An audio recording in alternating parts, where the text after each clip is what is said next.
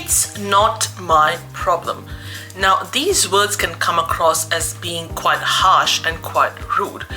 And it is something that I really had to internalize and learn and put into practice over a long period of time, not only to set boundaries, but also have a clear understanding of what it is that I can control and what it is that I'm responsible for, and things that I'm not in control of or I'm not responsible for.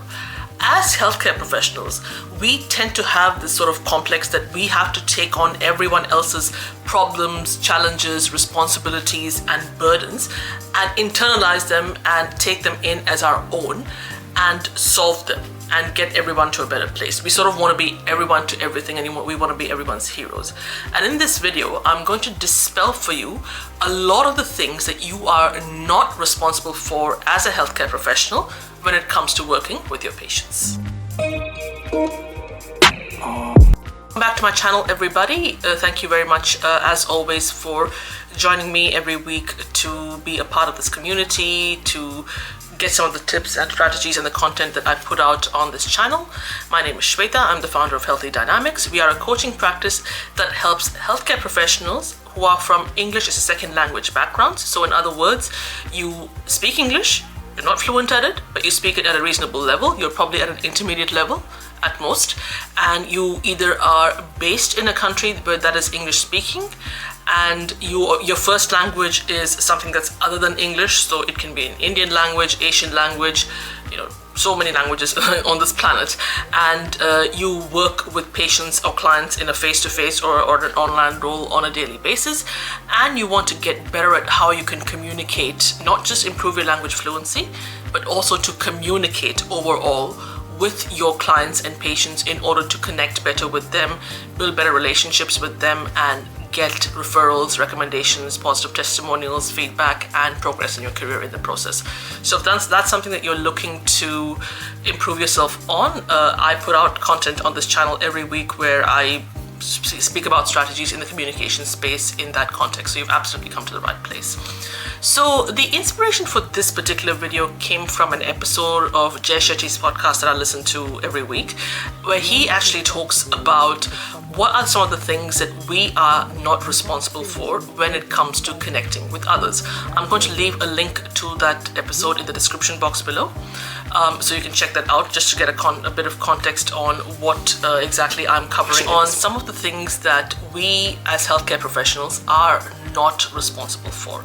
Now, I know that when you are taking up a job or taking up any kind of role, and even when you're doing your education as a healthcare professional, you are told all the time that you are responsible for this. These are the things that you have to do. This is part of your job description. This is part of your responsibility. These are part of your duties, and so on and so forth.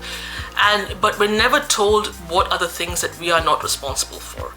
And as an individual, this is something that I've really had to observe and learn from my own mother, who still till date makes this mistake.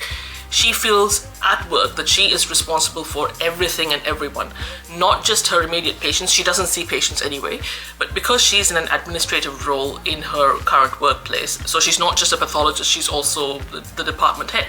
She's responsible for not just her day-to-day duties, but also responsible for the fact that all her subordinates are happy, they're healthy, they're all working together well, and the department is running smoothly. And to a large extent, yes, it is. But at the same time, she feels also responsible for their day-to-day moods and their mental health challenges and their responsibilities, and if they're having dysfunctional relationships with their family members and with other people in the department or in the hospital overall, she thinks it's her job to fix everything. And as a child, this was something that even I was raised with, that I am responsible for many things that are really not my responsibility. It could involve things like, I was taught that I have to keep the peace within my family, my extended family, and I had to, again, not say or do things that's going to offend or upset people who were in my extended family. Again, I was told that I shouldn't share a lot of my things, my posts and my views and my opinions and my takes on social media, because I'm responsible for managing how other people in my extended family are feeling. And These different elements put together made me realize that I'm not responsible for how other people perceive me, and I'm going to get into that when it comes to the space of communicating with your patients shortly. But yeah, I learned over doing a lot of inner work, going to therapy, and which I'm still doing, and just internalizing and reflecting on the things that I was made to be responsible for that really wasn't my domain to begin with.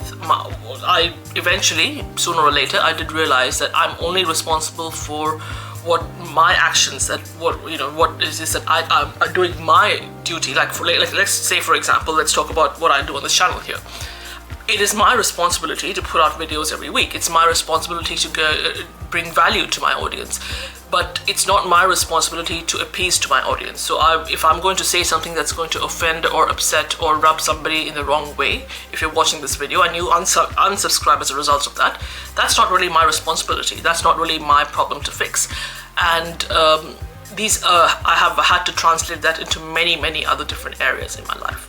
So let's quickly go into very simple ways in which what you are responsible for, and then I'll go into the main body of the video, which are the things that you as a healthcare professional are not responsible for. And I'm going to keep this very short and sweet because I really want to focus more on the things that you are not responsible for. From my perspective and the way I coach my clients, communicating with empathy, not judgment. Choosing your words carefully, especially around sensitive and triggering topics. Being culturally aware and trauma informed. Taking accountability and holding your patients also accountable. If you have messed up in some way, or if you've not made, you have just gone against something unintentionally or unconsciously. Offering emotional support, or offering support in general, and providing care. Now, that may be very simple. This is just a very broad picture of what are the things that you're responsible for. You are not responsible for your patient's healing. Now, this is very different to treatment. Now, healing and treatment are two completely different words, and I'm just going to go into giving a little bit of an explanation for that.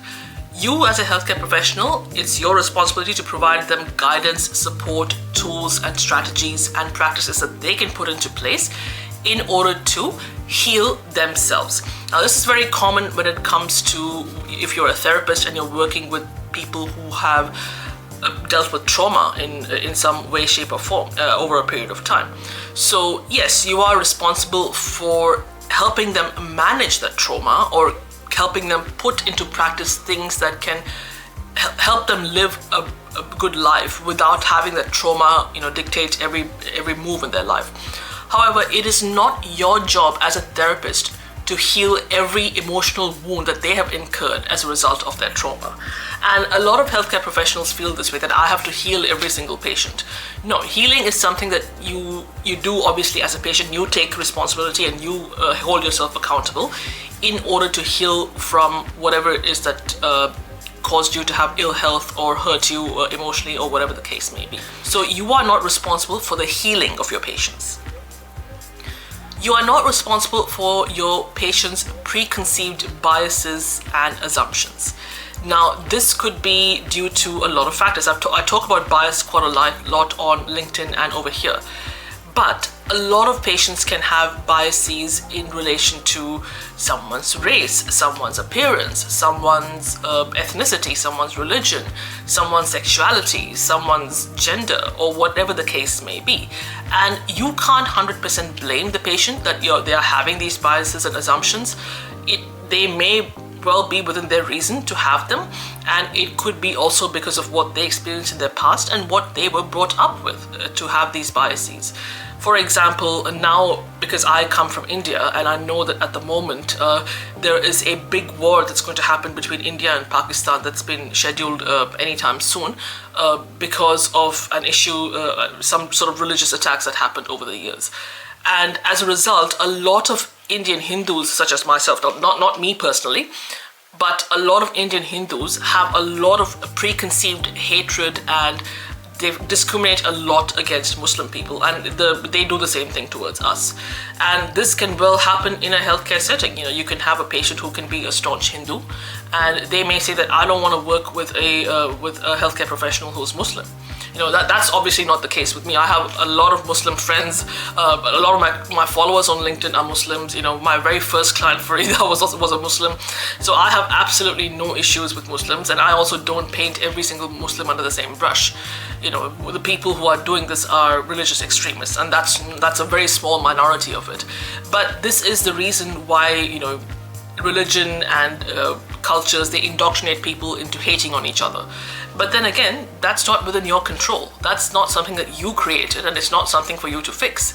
And that can happen, that a lot of people may not want to, and I've seen a lot of videos of this even in the States, where patients don't want to work with doctors who are people of color, for example. So these are just examples of races, but it can be for other factors too. But that again is not your responsibility. It's not your responsibility to uncover or unearth those biases. You can only work on yourself. If you have any biases, you can 100% work on them. And I've got videos on that on this channel and on posts on LinkedIn where you can get tips on how to do that. So that's the second one. You are not responsible for their response or reaction. You should never, as a healthcare professional, feel that you are walking on eggshells, and you're obviously telling people, withholding information from them, or having to tiptoe around them, under this fear that they're going to explode at any point, that it's going to really, really upset them and tip them off in the wrong sort of direction. And you can say to a patient who is undergoing cancer treatment that this particular treatment method that I have we've been working on together, it's not working at the moment. Now, that's you delivering a sort of bad news, and you obviously have to do it in a sensitive, compassionate, and empathetic manner. But at the same time, if that patient chooses to have an extreme reaction to it, emotionally or otherwise, and they can say that you don't care, you don't understand, and and you might feel like a failure as a result of that. But then again, you've done your job, which is you have delivered distressing and news at people that don't want to hear it in a very honest and direct and compassionate manner. But then again, it's not your job to control how a patient chooses to react as a result of that. So you should never be the type of person, yes, I'm not saying that you shouldn't be sensitive and you shouldn't be empathetic. I talk about that all the time on this channel. But what you shouldn't do is tiptoe around your patients or feel like you have to walk on eggshells or sugarcoat things just because you're worried about how they're going to react to it. No, that's not your responsibility, and that's not your problem to fix. You're not responsible for their interpretation of information. So I'm not saying that don't deliver information in a clear, succinct, easy to understand manner. You obviously have to do that as a healthcare professional, and I speak about that a lot. But sometimes what can happen is that if, say for example, if you go back over there, the previous example that I used, and you say that we're not going to be able to use this particular form of therapy, we have to look into something else. And even though you may have explained everything in that interaction with your patient in a clear, concise manner and keeping it very factual, they may have their own interpretation of it. They may think that those treatments in the past didn't work, even this one is not going to work. If they have the defeatist attitude, that's not your problem to fix. If they interpret that in a way that's going to be harmful and negative and whatever the case may be, that's really not something that you can really fix.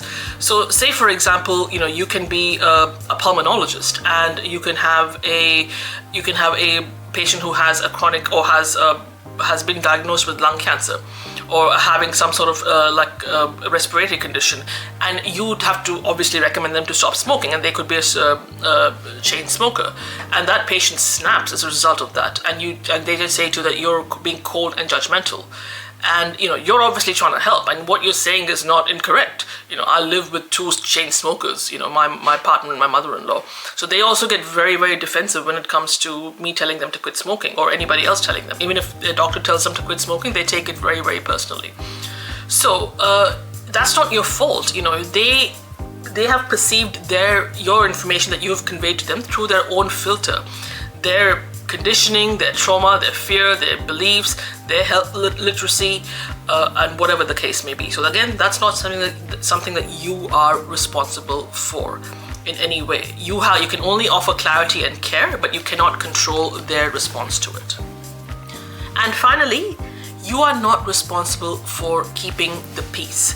And again, as not only as healthcare professionals, but also individuals in certain cultures, you are made to really feel guilty when you start some sort of a conflict, and that could just be for very simple things like if you're just advocating for yourself, you're asking for what you want, you're setting boundaries and things like that. And you are made to feel guilty. It's something that I experienced a lot growing up. I was made to feel guilty for a lot of things, and and I just had to hold a lot of things within me and keep a lot of things to myself because I didn't want anyone to get upset, and I had to keep the peace amongst my friend circle and my family. And that's why now that I have learned what a crock of rubbish that is, I've just come out and I'm just so bold and brazen about what, speaking my mind and what I have to say.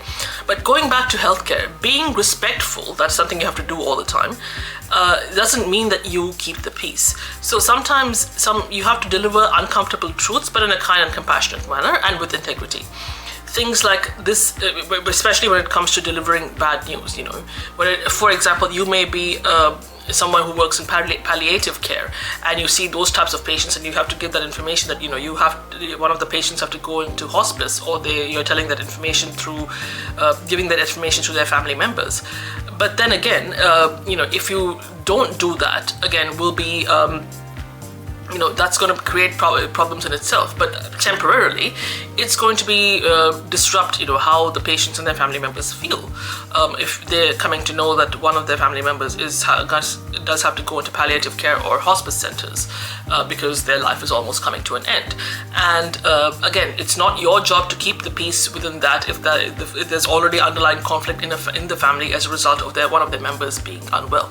So again, that's not something that you are responsible for, and that's not something that you should ever take on as your duties as a healthcare professional. So hopefully this has dispelled a lot of the things that you have felt being made to feel responsible for in the past as a healthcare professional, and also clarified and demarcated what are the things that you are and aren't responsible for as a healthcare professional, and gives you some insight. And this ties very well into boundary setting. I can link those videos up, one of those videos up towards the end of the video, but yeah, to stay tuned for videos that I post on this channel every week about strategies to incorporate and rewiring your belief system and your programming as a healthcare professional. Make sure that you hit the subscribe button, the notification bell, a comment down below on any thoughts and feedback that you have on this video. Leave this video a like if you genuinely liked it, and as always, thank you very much for your time, attention, energy and presence, and I shall see you next week.